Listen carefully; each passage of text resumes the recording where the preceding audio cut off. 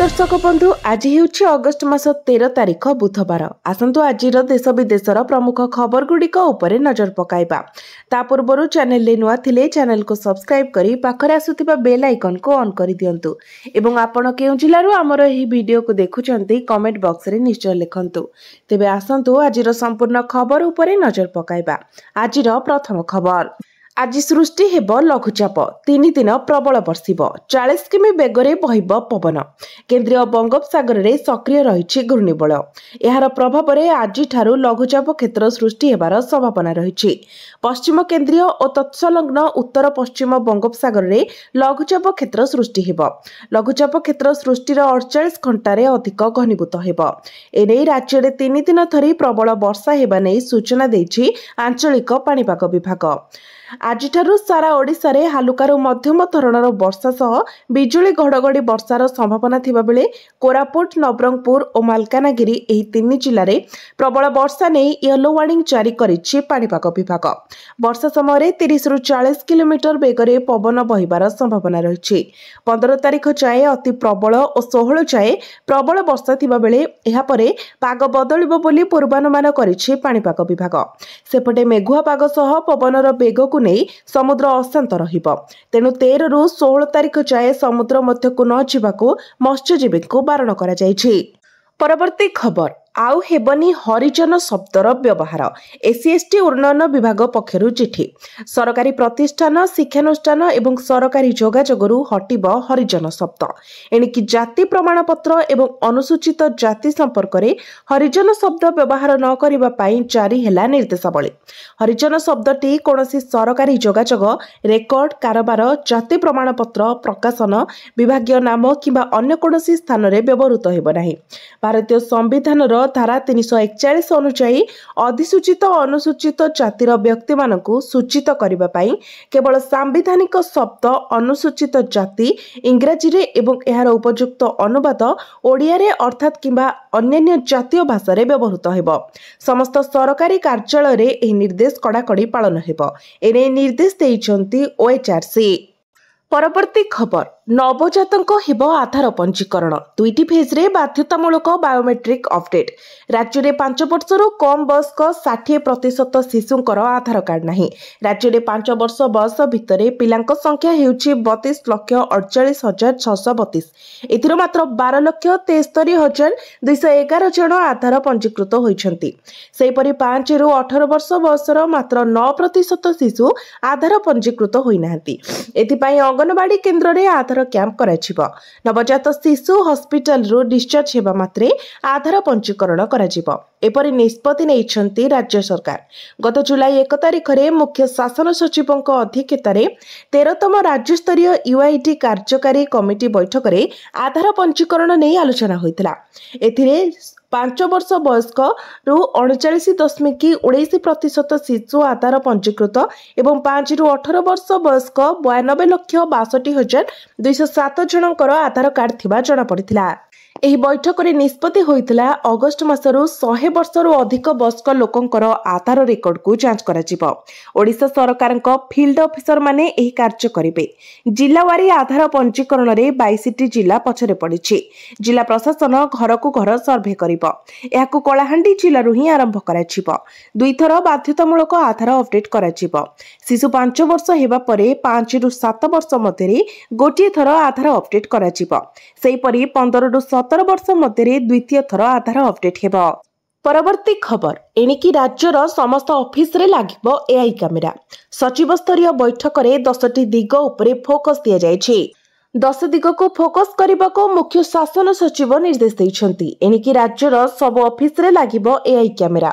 जिला स्तरीय सब सरकारी ऑफिस रे लागिबो एआई कैमेरा। लोकों को सेवा प्रदान रे विलंबर अनुध्यान कराजिबो। अक्टोबर मासरु आरंभ हेबो सीएम डैशबोर्ड। केंद्रीय स्कीम प्रति मास 7 तारिख रे जिल्लापाल समीक्षा करिवे। 12 तारिख रे जंगल और परिवेश विभाग और राजस्व विभाग समीक्षा करिवे। सब विभाग सेमानक विभागर खर्च वृद्धि उपरे गुरुत्व देबे। ऑफिसर को फील्ड विजिट उपरे गुरुत्व देबाको निर्देश दिया जायछि। परवर्ती खबर, एबे 58 नुहे 65 वर्ष रे नेबे अवसर। पायलट को अवसर बयस बढ़ाइला टाटा कंपनी। पायलट को पाई खुशी खबर, बढ़िला पायलट को अवसर बयस सीमा। टाटा ग्रुप रो एक अंश बनी थिबा एयरलाइंस कंपनी एयर इंडिया यार पायलट मानक अवसर बयस वृद्धि करिछि। एबे पायलट माने 58 वर्ष बदल रे 65 वर्ष रे अवसर नेबे। बाकी कर्मचारी को अवसर बयस 58 रु 60 वर्ष करा जाइछि। एयर इंडिया रे प्राय 24,000 कर्मचारी अछंती। एथिरे 3,600 पायलट एवं 9,500 क्याबिन क्रू सदस्य अंतर्भुक्त। किंतु पायलट को परि क्याबिन क्रू सदस्यों अवसर बयस मध्य 65 वर्ष होइछि ना नाही ताहा सूचना मिली नाही। सूत्र अनुसार एयर इंडिया रो सीईओ एवं एमडी कैंपबेल विल्सन एक बैठक रे अवसर बयस सीमा वृद्धि घोषणा करिसेंती। परवर्ती खबर, देश में सस्ता हेउछि खाद्य पदार्थ। 8 वर्षर सर्वनिम्न स्तर को खसिला खुचुरा मुद्रास्फीति। 8 वर्षर सर्वनिम्न स्तर को खसिला खुचुरा मुद्रास्फीति। जुलाई रे खुचुरा मुद्रास्फीति 1.55% को ह्रास पाइछि। 2017 जुलाई परे यह सर्वनिम्न ह्रास। जून मासरे 2.10% तुलन में 55 बेसिस पॉइंट रो एक बड़ ह्रास होइछि। खाद्य मुद्रास्फीति रे आहुरी अधिक ह्रास देखा देइछि। जुलाई रे यह -1.76% को ह्रास पाइछि, जहाँ जनवरी 219 परठारु सर्वनिम्न स्तर। उभय ग्रामीण एवं सहरांचल रे खाद्य मूल्य रे ह्रास घटिछि। केंद्र सरकारक पक्षरु जारी डाटा अनुसार ग्रामीण खाद्य मुद्रास्फीति 1.74% एवं सहरांचल रे 1.90% रहिछि। सामग्रिक मुद्रास्फीति रे ह्रास मुख्यतः डाली, पनीपरिबा, शस्य, परिवहन एवं जोगाजोग, शिक्षा, अंडा, चीनी एवं मीठा भली प्रमुख वर्ग रे मूल्य ह्रास जोगु होइछि। परवर्ती खबर, पुणी बाबूंकु नेई मुख्य शासन सचिवंक कड़ा आभिमुख्य। कहले काम न कले दियो बाध्यतामूलक अवसर। किछि दिन पूर्व मुख्य शासन सचिवंक चिठी को नेई पावर कॉरिडोर रे हलचल होइतिला। कारण चिठी रे अपारग अधिकारी तालिका प्रस्तुति पाई कड़ा निर्देश रहितिला। हेले गतकाले बसिथिबा सचिव स्तरीय बैठक रे अपारग अधिकारी प्रसंग रे आहुरी कठोर होइछन्ती मुख्य शासन सचिव। सूचना अनुसार भल प्रदर्शन करुनथिबा अधिकारी उपरे नजर रखिबाको कहा जाइछि। सेमानक कार्यर समीक्षा करबाको दिया जाइछि निर्देश। सुधार न आसिले बाध्यतामूलक अवसर देबाको कहा जाइछि। सचिव स्तरीय बैठक रे असंतोष छाड़िथिले मुख्य शासन सचिव मनोज आहूजा। मुख्यमंत्री ऑफिस रो आसुथिबा यूआई नोट उपरे तुरंत पदक्षेप नेबा उपरे गुरुत्व दैछन्ती। अनेक क्षेत्र रे बाबू एहाको अवहेला करुथिबा अभियोग आसुछि। तेणु अमानिया अधिकारी उपरे कड़ा नजर रखिबे सरकार। केउ अधिकारी काम करुछन्ती, केउ अधिकारी अवहेला करुछन्ती तार तर्जमा कराजिबो। प्रथमे खारबेल भवन और लोकसेवा भवन रे एआई कैमेरा लगाजिबो। परवर्ती पर्याय रे जिला स्तर सबु ऑफिस रे लागिबो सीसीटीवी कैमेरा। देखंतु किभली ऑफिसर सरकारक निर्देश मारुनथिबा अभियोग करुछन्ती शासक दलर विधायक। अनेक विभाग रे खर्च आशानुरूपक होई पारिनी। समानक विभागर खर्च बढ़ाइबाको निर्देश दैछन्ती मुख्य शासन सचिव। सेपटे प्रत्येक केंद्रीय अनुदानर समीक्षा प्रति मासर 7 तारिख रे करिबाको कहा जायछि। परवर्ती खबर, एमएसएमई क्षेत्र रे एबे भी राज्य पछुआ। राज्यसभा आसिला सांघातिक तथ्य। राज्य रे गत 5 वर्ष रे न्यून रहिछि अणु, लघु एवं मध्यम उद्योगर प्रदर्शन। एमएसएमई शिल्प अभिवृद्धि क्षेत्र रे राज्य से भली भल प्रदर्शन करि पारि नाही। विशेष भाबे 11 जिल्ला रे शिल्प अभिवृद्धि एवं कर्म नियुक्ति पछै जाइछि। नजर पकांतु राज्यसभा रे सांसद सस्मित पात्रंक द्वारा नियाछैथिबा एही अणतारका प्रश्न उपरे। ओडिशा एमएसएमई पॉलिसी 2022 अनुसार कलाहांडी, नुआपड़ा, बलांगीर, सुवर्णपुर, कोरापुट, मालकानगिरी, रायगड़ा, गजपति, कंधमाल, नवरंगपुर एवं मयूरभंज जिले में आखि दृश्य शिल्प अभिवृद्धि होउनाही। शिल्प बढ़िबा एवं कर्म नियुक्ति जोगाई देबा क्षेत्र में एही जिलागुड़िक अन्य जिला ठारू यथेष्ट कम थिबा कहिसंती केंद्र एमएसएमई राष्ट्रमंत्री। उभय केंद्र एवं राज्य सरकार एमएसएमई पई अनेक पदक्षेप नेइछंती, किंतु काहेकि एही 11 जिल्ला रे पछै जाइछि शिल्प से नहीं प्रश्न उठिछि। राज्य में एमएसएमई क्षेत्र में अभिवृद्धि न हेबार किछि प्रमुख कारण दर्शाइछंती विशेषज्ञ। लीज होल्ड जमी बैंक गुड़िक एमएसएमई सेक्टर को ऋण देबारे कुंठाबोध भली समस्या उद्योगी को व्यवसाय पई निरुत्साहित करुथिबा दर्शा जाइछि। तेबे सरकार स्वतंत्र इंडस्ट्रियल बेल्ट एवं फ्री होल्ड जमी प्रदान कले एथिरे परिवर्तन आसीपारे। तेबे राज्य सरकार कहवा कथा शिल्प नीति को देखि नुआ सरकार सबु प्रचेष्टा करुछंती। लघु उद्योग को आहुरी बल देबाकू सरकार जत्नवान रहिथिबा कहिसंती मंत्री। परवर्ती खबर ओडिशा रे हेबो सेमी कंडक्टर यूनिट केंद्र कैबिनेट बैठक रे बड़ निष्पत्ति। भुवनेश्वर को केंद्र सरकार को बड़ भेटी दुईटी सेमी कंडक्टर यूनिट भुवनेश्वर रे प्रतिष्ठा हेबो। 1943 कोटी टंकार हेबो निवेश। सेमी कंडक्टर सह 3D ग्लास मैन्युफैक्चरिंग यूनिट प्रतिष्ठा पाई मध्य योजना रहिछि। गतकाली केंद्र कैबिनेट बैठक रे होइथिबा एक निष्पत्ति राज्य पाई बड़ खुशी आनी दैछि। कारण ओडिशा रे दुईटी सेमी कंडक्टर यूनिट प्रतिष्ठा करबाकू निष्पत्ति होइछि। एने सूचना दैछंती केंद्र मंत्री अश्विनी वैष्णव। परवर्ती खबर ओम्ब्रिक शुभारंभ कले मुख्यमंत्री कहले प्रकल्प नियुक्ति एवं जीविका सृष्टि करिबारे सहायक हेब। भुवनेश्वर में बायोटेक्नोलोजी गवेषणा एवं नवसृजन कॉरिडोर लॉन्च। मुख्यमंत्री मोहन चरण माझी विज्ञान एवं प्रजुक्ति विद्या विभागर एक नूतन प्रयास आरंभ ओम्ब्रिक शुभारंभ करिसेंती। एही प्रकल्प परिवेश सुरक्षा विज्ञान भित्तिक पर्यटन एवं उपकूलवर्ती अंचल में नूतन नियुक्ति एवं जीविका सृष्टि करिबारे गुरुत्वपूर्ण योगदान देब। विज्ञान एवं प्रजुक्ति विद्या विभाग एवं national institute of ocean technology मध्य एक गवेषणा एवं विकास सहयोग बुझामणा पत्र बा एमओयू लोकसेवा भवन स्वाक्षरित होइछि।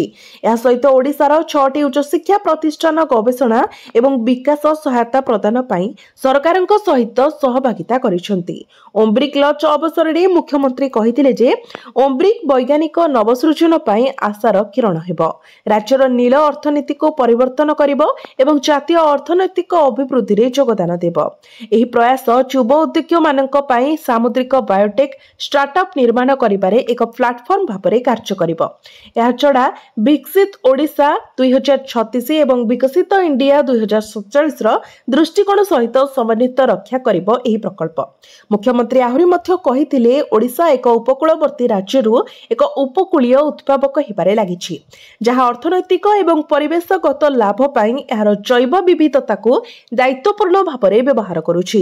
एही अवसर में विज्ञान एवं प्रजुक्ति विद्या मंत्री कृष्णचंद्र पात्र जैव प्रजुक्ति विद्यारे राज्यर विशाल संभावना उल्लेख करथिले एवं ओम्ब्रिक को एक समृद्ध भविष्यत पई एक ब्लूप्रिंट भाव वर्णना करथिले। परवर्ती खबर RI ICDS supervisor ARY amino और एसएफएस पदवी परीक्षा बातिल आउथरे हेबो परीक्षा। प्रतियोगितामूलक परीक्षा पाई प्रस्तुति करिथिबा परीक्षार्थी मानक पाई खुशी खबर। ओडिशा राज्य सेवा चयन आयोग ओएसएसएससी कंबाइंड रिक्रुटमेंट एग्जामिनेशन फलाफल को बातिल करी आउथरे परीक्षा कराजिबो बोली घोषणा करिछि। ओडिशा राज्य सेवा चयन आयोग ओएसएसएससी द्वारा जारी होइतिबा नोटिस नंबर 1747 ओएसएसएससी एवं मान्यवर ओडिशा उच्च न्यायालय राय अनुसार कंबाइंड रिक्रुटमेंट एग्जामिनेशन अधीन रे RI ICDS supervisor ARY amino एवं एसएफएस पदवी पाई 2024 सेप्टेम्बर 20 रु अक्टोबर 8 तारिख मध्य अनुष्ठित प्राथमिक परीक्षा एवं तार फलाफल बातिल करा जायछि एवं आउथरे परीक्षा हेबो बोली घोषणा करा नियुक्ति प्रक्रिया प्राथमिक परीक्षा पर्यायर पुनर्बार आरंभ हेब। विज्ञप्ति नंबर 938 सी ओएसएसएससी अनुसार ऑनलाइन रे आवेदन करिथिबा समस्त प्रार्थी को एही परीक्षा रे अंशग्रहण करने को अनुमति दिया जायछि। आयोग एही परीक्षा को 2025 अक्टोबर मासरु पुनः निर्धारण करिसेंती, जहां नवेम्बर मास पर्यंत चली पारे बोली अनुमान करा जाउछि। एही परीक्षा राज्यर समस्त जिल्ला रे कंप्यूटर भित्तिक रिक्रुटमेंट एग्जामिनेशन सीबीआरई मोड रे अनुष्ठित हेबो बोली नोटिस जारी करा जायछि। प्रार्थी माननको नियमित भावे ओएसएसएससी रो ऑफिशियल वेबसाइट परिदर्शन करी अपडेट सूचना पाई अनुरोध करा जाउछि। परवर्ती खबर भारत सीमा रे रेलवे लाइन तैयारी करुछि चीन। भारत रखिछि तीक्ष्ण नजर।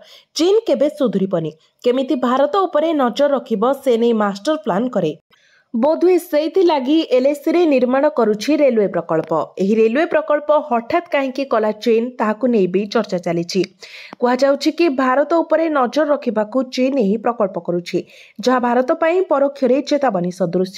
प्रकल्प गुडिक मध्यरे सबुठारु गुरुत्वपूर्ण हेउछि जिनजियांग एवं तिब्बत को जो संजोग करुथिबा एक नुआ रेल लाइन, जहार किछि अंश एलएसी निकटरे एवं विवादीय अक्साई चीन अंचल देई जिवो।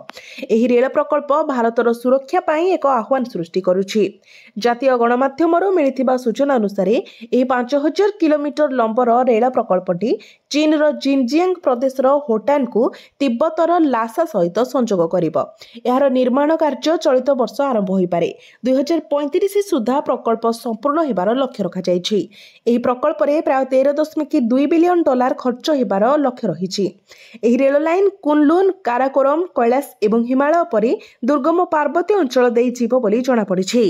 ପରବର୍ତ୍ତୀ ଖବର, ରାଜ୍ୟର ଆଇନ ଶୃଙ୍ଖଳା ପରିସ୍ଥିତି ଉପରେ ମୁଖ୍ୟମନ୍ତ୍ରୀଙ୍କ ସମୀକ୍ଷା। ଗତକାଲି ଲୋକସେବା ଭବନରେ ମୁଖ୍ୟମନ୍ତ୍ରୀ ମୋହନ ଚରଣ ମାଝୀ ରାଜ୍ୟର ଅପରାଧ ଏବଂ ଆଇନ ଶୃଙ୍ଖଳା ପରିସ୍ଥିତି ଉପରେ ସମୀକ୍ଷା କରିଛନ୍ତି। ସାଧାରଣ ଜନତା ଯେପରି ସୁରକ୍ଷିତ ଅନୁଭବ କରିବେ ସେଥିପାଇଁ ପୋଲିସ ପକ୍ଷରୁ ସମସ୍ତ ପ୍ରକାରର ଆବଶ୍ୟକ ଉପାୟ ଅବଲମ୍ବନ କରିବାକୁ ମୁଖ୍ୟମନ୍ତ୍ରୀ ବୈଠକରେ ପରାମର୍ଶ ଦେଇଥିଲେ। ନାରୀ ସୁରକ୍ଷା କ୍ଷେତ୍ରରେ ସରକାରଙ୍କ ଶୂନ୍ୟ ସହନଶୀଳତା ନୀତି ରହିଛି ବୋଲି ପ୍ରକାଶ କରି ମୁଖ୍ୟମନ୍ତ୍ରୀ ପୋଲିସ ଅଧିକାରୀମାନଙ୍କୁ ପରାମର୍ଶ ଦେଇ କହିଥିଲେ ଯେ ଏହି ନୀତିକୁ ଆଧାର କରି ପୋଲିସ ସବୁ ସମୟରେ ଆକ୍ସନ ମୋଡରେ ରହୁ।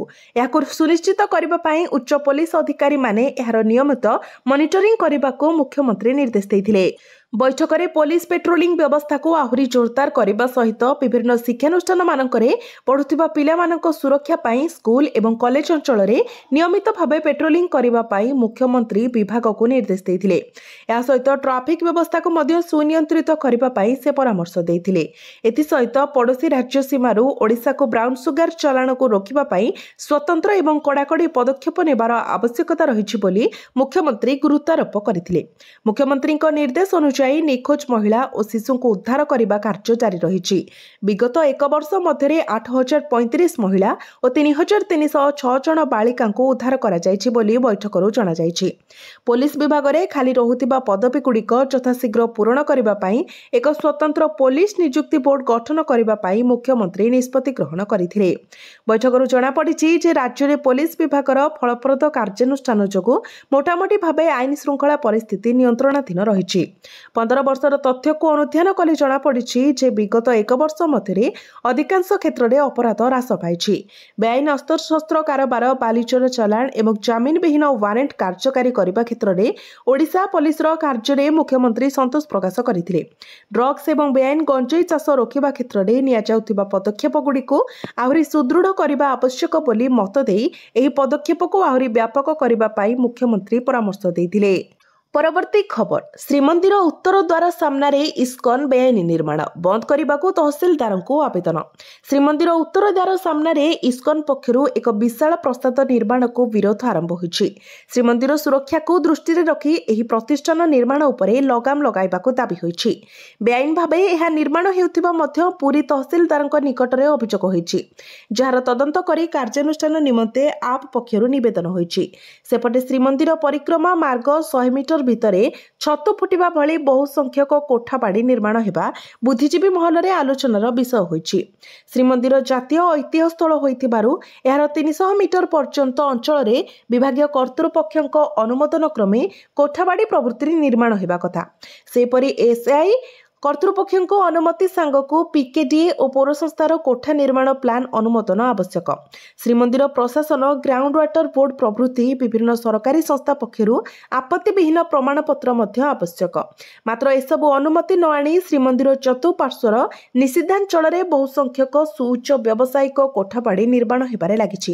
କୋଠାବାଡ଼ି ନିର୍ମାଣ ଉପରେ ନିୟନ୍ତ୍ରଣ ପାଇଁ ସରକାର ସ୍ୱତନ୍ତ୍ର ପଦକ୍ଷେପ ନିଅନ୍ତୁ ବୋଲି ଶ୍ରୀମନ୍ଦିର ପ୍ରଶାସନ ପକ୍ଷରୁ କିଛି ମାସ ତଳେ ଚିଠି ହୋଇଥିଲା। ହେଲେ ସରକାର ଏପର୍ଯ୍ୟନ୍ତ ଠୋସ୍ ପଦକ୍ଷେପ ନେଇନାହାନ୍ତି। ସରକାରୀ ବିଭିନ୍ନ କର୍ତ୍ତୃପକ୍ଷ ନୀରବ ରହିଥିବାରୁ ଶ୍ରୀମନ୍ଦିର ଚତୁଃପାର୍ଶ୍ୱର ନିଷିଦ୍ଧାଞ୍ଚଳରେ ବହୁ ବିଶାଳକାୟ ବ୍ୟବସାୟିକ ଅଟ୍ଟାଳିକାମାନ ଗଢ଼ି ଉଠିବାରେ ଲାଗିଥିବା ଅଭିଯୋଗ ହୋଇଛି, ଯାହା ଶ୍ରୀମନ୍ଦିରର ସୌନ୍ଦର୍ଯ୍ୟକୁ ଲୁଚାଇବାରେ ଲାଗିଛି।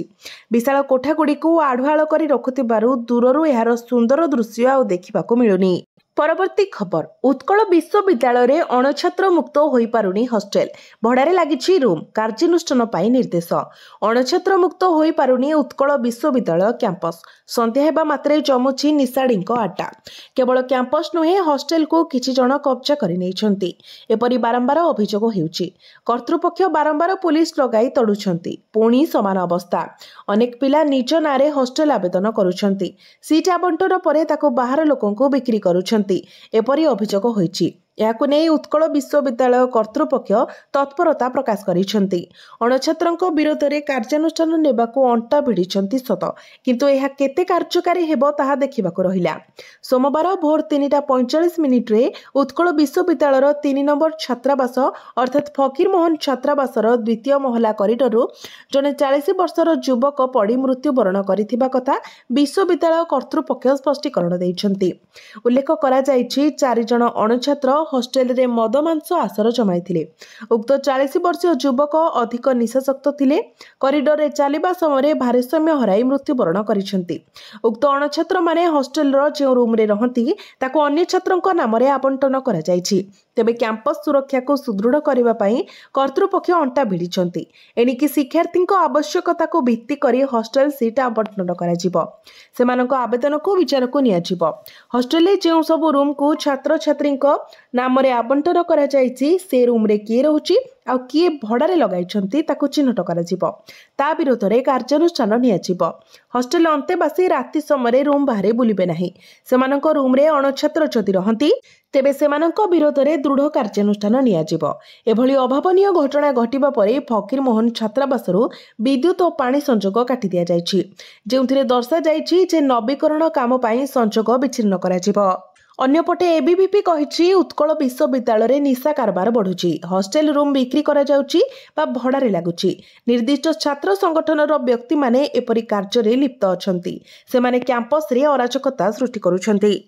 ପରବର୍ତ୍ତୀ ଖବର, ଗାନ୍ଧୀ ଜୟନ୍ତୀରୁ କଂଗ୍ରେସର ପଦଯାତ୍ରା। ଓଡ଼ିଶା ଆସିବେ ରାହୁଲ, ପ୍ରିୟଙ୍କା। ମାଲକାନଗିରିରୁ ଆରମ୍ଭ ହେବ। ପୁଣି ଓଡ଼ିଶା ଗସ୍ତରେ ଆସିବେ କଂଗ୍ରେସ ନେତା ରାହୁଲ ଗାନ୍ଧୀ। ଏଥର ପ୍ରିୟଙ୍କା ଗାନ୍ଧୀ ବି ଆସିବା ପାଇଁ କାର୍ଯ୍ୟକ୍ରମ ପ୍ରସ୍ତୁତ ହେଉଛି। ଏ ସୂଚନା ଦେଇଛନ୍ତି ପିସିସି ସଭାପତି ଭକ୍ତଚରଣ ଦାସ। ଆସନ୍ତା ଅକ୍ଟୋବର 2 ତାରିଖ ପବିତ୍ର ଗାନ୍ଧୀ ଜୟନ୍ତୀରୁ କଂଗ୍ରେସ ଓଡ଼ିଶାରେ ପଦଯାତ୍ରା କରିବ। ମାଲକାନଗିରିରୁ ଏହି ପଦଯାତ୍ରା ଆରମ୍ଭ ହେବ। 3ଟି ପର୍ଯ୍ୟାୟରେ ପଦଯାତ୍ରା ହେବ। 147 ନିର୍ବାଚନ ମଣ୍ଡଳୀକୁ ଏହି ପଦଯାତ୍ରା ଛୁଇଁବ ବୋଲି ଭକ୍ତ କହିଛନ୍ତି। 2024 ନିର୍ବାଚନ ପରେ କଂଗ୍ରେସର ଫୋକସରେ ରହିଛି ଓଡ଼ିଶା। ବିଜେଡି କ୍ଷମତାରୁ ହଟିବା ପରେ ରାଜ୍ୟରେ କଂଗ୍ରେସ ନିଜ ସ୍ଥିତି ମଜବୁତ କରିବାକୁ ଅଭିଯାନ ଆରମ୍ଭ କରିଦେଇଛି। ନିଜେ ରାହୁଲ ଓଡ଼ିଶା ପାଇଁ ସ୍ୱତନ୍ତ୍ର ବ୍ଲୁ ପ୍ରିଣ୍ଟ ପ୍ରସ୍ତୁତ କରିଛନ୍ତି। ଗତ ଜୁଲାଇ ମାସରେ ରାହୁଲ ଓ କଂଗ୍ରେସ ଅଧ୍ୟକ୍ଷ ମଲ୍ଲିକାର୍ଜୁନ ଖଡଗେ ଭୁବନେଶ୍ୱର ଆସି ସମାବେଶ କରିଥିଲେ। ପରବର୍ତ୍ତୀ ଖବର, ଆଜି ମହାପ୍ରଭୁଙ୍କ ରାହୁରେଖା ଲାଗି ନୀତି। ଅପରାହ୍ନ 2:30ଟାରୁ ସର୍ବସାଧାରଣ ଦର୍ଶନ ମନା। ଆଜି ଭାଦ୍ରବ କୃଷ୍ଣ ପକ୍ଷ ଚତୁର୍ଥୀ ତିଥିରେ ଶ୍ରୀମନ୍ଦିରରେ ମହାପ୍ରଭୁଙ୍କ ରାହୁରେଖା ଲାଗି ନୀତି ଅନୁଷ୍ଠିତ ହେବ। ଦୈତାପତି ସେବକମାନେ ଠାକୁରଙ୍କ ଏହି ସ୍ୱତନ୍ତ୍ର ସେବା ସମ୍ପନ୍ନ କରିବେ। ସେଥିପାଇଁ ଠାକୁରଙ୍କ ଦର୍ଶନ କଟକଣା ରହିବ। ଅପରାହ୍ନ 2:30ଟାରୁ ସନ୍ଧ୍ୟା 6:30 ପର୍ଯ୍ୟନ୍ତ ସର୍ବସାଧାରଣ ଦର୍ଶନ ବନ୍ଦ ରହିବ। ଶ୍ରୀବିଗ୍ରହଙ୍କ ଶ୍ରୀମୁଖର ଚତୁଃପାର୍ଶ୍ୱରେ ସ୍ୱର୍ଣ୍ଣ ନିର୍ମିତ ଏକ ବଳୟକୁ ରାହୁରେଖା କୁହାଯାଏ। ପ୍ରଥମ ଭୋଗ ମଣ୍ଡପ ନୀତି ଶେଷ ପରେ ରାହୁରେଖା ନୀତି ପାଇଁ ପ୍ରସ୍ତୁତି ଆରମ୍ଭ ହେବ। ରାହୁରେଖା ଲାଗି ସାରିଲେ ଠାକୁରଙ୍କ ମହାସ୍ନାନ ନୀତି ବଢ଼ି ଯଥାବିଧି ଦର୍ଶନ ଆରମ୍ଭ ହେବ। ରାହୁରେଖା ଲାଗି ନୀତିକୁ ଚାହିଁ ଦର୍ଶନ କଟକଣା ରହିବ ବୋଲି ଶ୍ରୀମନ୍ଦିର ପ୍ରଶାସନ ପକ୍ଷରୁ ସୂଚନା ରହିଛି। ପରବର୍ତ୍ତୀ ଖବର, ସୁଙ୍କି ଘାଟିରେ ରାଜ୍ୟର ବୃହତ୍ତମ ଟନେଲ। ରୋଜଗାର ସାଙ୍ଗକୁ ବଢ଼ାଇବ ବ୍ୟବସାୟ। ଆଉ ଏକ ପରିଚୟ ସୃଷ୍ଟି କରିବାକୁ ଯାଉଛି କୋରାପୁଟ, ଯାହାକି 3 ରାଜ୍ୟକୁ ସଂଯୋଗ କରୁଥିବା ଭାରତମାଲା ଏକ୍ସପ୍ରେସୱେର 2 ଉଚ୍ଚତମ ଟନେଲ। ଛତିଶଗଡ଼ର ରାଜଧାନୀ ରାୟପୁର ଠାରୁ ଆନ୍ଧ୍ରପ୍ରଦେଶ ବିଶାଖାପାଟଣାକୁ ଜାତୀୟ ରାଜପଥରେ ଲୋକଙ୍କର ଯାତାୟାତ ଅନୁଭବ ଏକ ନୂତନ ମଜା ଆଣିବ। ଏହି ସଡ଼କ ପଥ ଟନେଲ ଓଡ଼ିଶାର ପ୍ରଥମ ଓ ଉଚ୍ଚତମ ଟନେଲ ବୋଲି କୁହାଯାଉଛି। ଓଡ଼ିଶା ଆନ୍ଧ୍ର ସୀମାନ୍ତ ତଥା କୋରାପୁଟ ଜିଲ୍ଲା ପଟାଙ୍ଗୀ ବ୍ଲକ ସୀମାରେ ଥିବା ପୂର୍ବଘାଟ ପର୍ବତମାଳାର ସୁଙ୍କି ଘାଟିରେ ଆଉ ରହିବନି କୌଣସି ପ୍ରକାର ଭୟ। ସମୁଦ୍ର ପତନ ଠାରୁ 3000 ଫୁଟ ଉଚ୍ଚରେ ଥିବା ଏହି ଘାଟି ରାସ୍ତାରେ ନିର୍ମାଣ ହୋଇଛି। ରାଜ୍ୟର ପ୍ରଥମ ଟନେଲ ସହ 6 ଥାକିଆ ଜାତୀୟ ରାଜପଥ ରାସ୍ତା। ଓଡ଼ିଶାରୁ ଆନ୍ଧ୍ର ଯିବା ପାଇଁ 3 ଥାକିଆ ରାସ୍ତା ଓ ଆନ୍ଧ୍ରରୁ ଓଡ଼ିଶା ଆସିବା ପାଇଁ ମଧ୍ୟ 3 ଥାକିଆ ରାସ୍ତା ନିର୍ମାଣ କରାଯାଇଛି। ଏହି 2 ଟନେଲ ରାସ୍ତାର ଲମ୍ବା ଯଥାକ୍ରମେ 3.42 କିମି ଓ 2.8 କିଲୋମିଟର ରହିଛି। କେନ୍ଦ୍ର ସରକାରଙ୍କ ପକ୍ଷରୁ 16,000 କୋଟି ଟଙ୍କା ବ୍ୟୟ ଅଟକଳରେ ଭାରତମାଲା ପ୍ରକଳ୍ପରେ ରାୟପୁର ଠାରୁ ବିଶାଖାପାଟଣା ପର୍ଯ୍ୟନ୍ତ 465 କିମି ରାସ୍ତା ନିର୍ମାଣ ହେଉଛି। ଜଙ୍ଗଲ ରାସ୍ତାରେ 35 ମିଟର ଏବଂ ଅଣଜଙ୍ଗଲ ରାସ୍ତାରେ 60 ମିଟର ଓସାରିଆ ରାସ୍ତା ନିର୍ମାଣ ହେଉଛି। ଏହି ରାସ୍ତା କୋରାପୁଟ ଜିଲ୍ଲାରେ 124 କିଲୋମିଟର ନିର୍ମାଣ ହୋଇଛି। କୋରାପୁଟ ଜିଲ୍ଲାରେ 4,600 କୋଟି ଟଙ୍କା ବ୍ୟୟ ଅଟକଳ କରାଯାଇଛି।